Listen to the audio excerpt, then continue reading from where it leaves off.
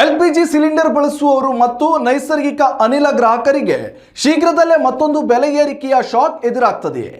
ಅಡುಗೆ ಅನಿಲದ ಬೆಲೆ ಮತ್ತೆ ಹೆಚ್ಚಾಗುವ ಸಾಧ್ಯತೆ ಇದೆ ಎನ್ನುವ ಮಾಹಿತಿ ಇದೀಗ ಹೊರಬಿದ್ದಿದೆ. ಹಾಗಾದ್ರೆ ಕೇಂದ್ರ ಸರ್ಕಾರ ಯಾವ ಹೊಸ ಯೋಜನೆ ರೂಪಿಸುತ್ತಿದೆ? ನಿಜವಾಗಿಯೂ ಎಲ್ಪಿಜಿ ಸಿಲಿಂಡರ್ ಬೆಲೆ 18 ರೂಪಾಯಿ ಹೆಚ್ಚಾಗ್ತದೆಯಾ? ಸಂಪೂರ್ಣ ಮಾಹಿತಿ ಈ ವಿಡಿಯೋದಲ್ಲಿದೆ, ತಿಳಿದುಕೊಳ್ಳೋಣ. ನ್ಯೂಸ್ ನೆಕ್ಸ್ಟ್ನ ಸಮಸ್ತ ವೀಕ್ಷಕರಿಗೆ ನಮಸ್ಕಾರ. ನಾನು ದರ್ಶನ್ ಶೆಟ್ಟಿ ನಾರ್ಕಳಿ. ಇತ್ತೀಚೆಗೆ ಇರಾನ್ ಯುದ್ಧ ಹಾಗೂ ಪಶ್ಚಿಮ ಏಷ್ಯಾದ ಉದ್ವಿಗ್ನತೆಯಿಂದ ಜಾಗತಿಕ ಇಂಧನ ಪೂರೈಕೆಯಲ್ಲಿ ವ್ಯತ್ಯಯ ಉಂಟಾಗಿದೆ.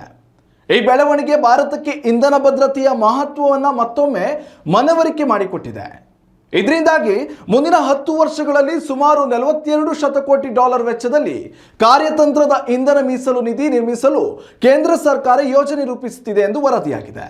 ಈ ಯೋಜನೆಗೆ ಬೇಕಾಗುವ ಹಣವನ್ನು ಸಂಗ್ರಹಿಸಲು ಎಲ್ಪಿಜಿ ಮತ್ತು ನೈಸರ್ಗಿಕ ಅನಿಲ ಬಳಕೆದಾರರ ಮೇಲೆ ಹೊಸ ಸೆಸ್ ಅಥವಾ ತೆರಿಗೆ ವಿಧಿಸುವ ಪ್ರಸ್ತಾಪ ಸರ್ಕಾರದ ಮುಂದೆ ಇದೆ ಎಂದು ರಾಯ್ಟರ್ಸ್ ವರದಿ ತಿಳಿಸಿದೆ.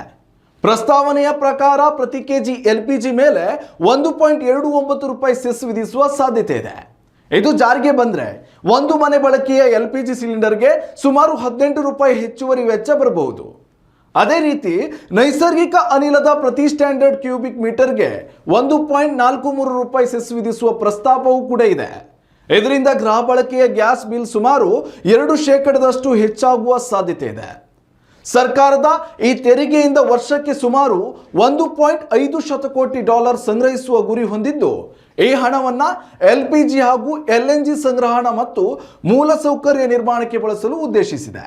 ಭಾರತ ತನ್ನ ಒಟ್ಟು ಕಚ್ಚಾ ತೈಲ ಅಗತ್ಯತೆಯ ಸುಮಾರು 90% ಆಮದು ಮಾಡಿಕೊಳ್ಳುವ ರಾಷ್ಟ್ರವಾಗಿದೆ.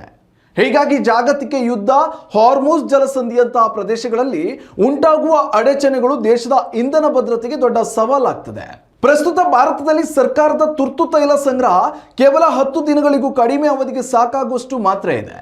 ಜಪಾನ್ ಹಾಗೂ ದಕ್ಷಿಣ ಕೊರಿಯಾದಂತಹ ದೇಶಗಳಿಗೆ ಹೋಲಿಸಿದ್ರೆ ಇದು ತುಂಬಾ ಕಡಿಮೆ. ಆದರೆ ಇಲ್ಲಿ ಒಂದು ಪ್ರಮುಖ ವಿಷಯ ಗಮನಿಸಬೇಕು. ಈ ಸೆಸ್ ಅಥವಾ ತೆರಿಗೆ ಇನ್ನೂ ಅಂತಿಮವಾಗಿ ಜಾರಿಯಾಗಿಲ್ಲ. ಇದು ಸರ್ಕಾರದ ಮುಂದೆ ಇರುವ ಪ್ರಸ್ತಾಪ ಮಾತ್ರ. ಪ್ರಧಾನಿ ನರೇಂದ್ರ ಮೋದಿ ನೇತೃತ್ವದ ಕೇಂದ್ರ ಸಚಿವ ಸಂಪುಟದ ಅಂತಿಮ ಅನುಮೋದನೆ ದೊರೆತ ನಂತರವೇ ಯಾವುದೇ ಒಂದು ನಿರ್ಧಾರವನ್ನು ಜಾರಿಗೆ ಬರಲಿದೆ. ಹೀಗಾಗಿ ಸದ್ಯಕ್ಕೆ ಎಲ್ಪಿಜಿ ಬಳಕೆದಾರರು ಆತಂಕ ಪಡುವ ಅಗತ್ಯವಿಲ್ಲ. ಸರ್ಕಾರದ ಅಧಿಕೃತ ಘೋಷಣೆಯ ನಂತರವೇ ಹೊಸ ದರಗಳು ಅಥವಾ ಸೆಸ್ ಬಗ್ಗೆ ಸ್ಪಷ್ಟತೆ ಸಿಗಲಿದೆ. ಈ ವಿಷಯದ ಬಗ್ಗೆ ನಿಮ್ಮ ಅಭಿಪ್ರಾಯವೇನು? ಎಲ್ಪಿಜಿ ಮೇಲೆ ಹೊಸ ಸೆಸ್ ವಿಧಿಸುವುದು ಸರಿಯೇ ಅಥವಾ ಬೇಡವೇ? ಕಮೆಂಟ್ ಮಾಡಿ ತಿಳಿಸಿ. ಇದೇ ರೀತಿಯ ಇನ್ನಷ್ಟು ಉಪಯುಕ್ತ ಮಾಹಿತಿಗಾಗಿ ನಮ್ಮ ಚಾನೆಲ್ ಅನ್ನು ಸಬ್ಸ್ಕ್ರೈಬ್ ಮಾಡಿ. ನ್ಯೂಸ್ ನೆಕ್ಸ್ಟ್, ಇದು ವರ್ತಮಾನದ ಕೈಗನ್ನಡಿ.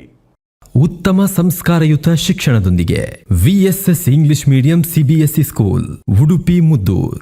ನರ್ಸರಿಯಿಂದ 10ನೇ ತರಗತಿವರೆಗೆ ಶಿಕ್ಷಣದ ಜೊತೆಗೆ 5ರಿಂದ 10ನೇ ತರಗತಿವರೆಗಿನ ವಿದ್ಯಾರ್ಥಿನಿಯರಿಗೆ ಉತ್ತಮ ಹಾಸ್ಟೆಲ್ ಸೌಲಭ್ಯವೂ ಇದೆ. ನಿಮ್ಮ ಮಕ್ಕಳ ಪ್ರವೇಶಾತಿಗಾಗಿ ಈ ಸಂಖ್ಯೆಗೆ ಕರೆ ಮಾಡಿ.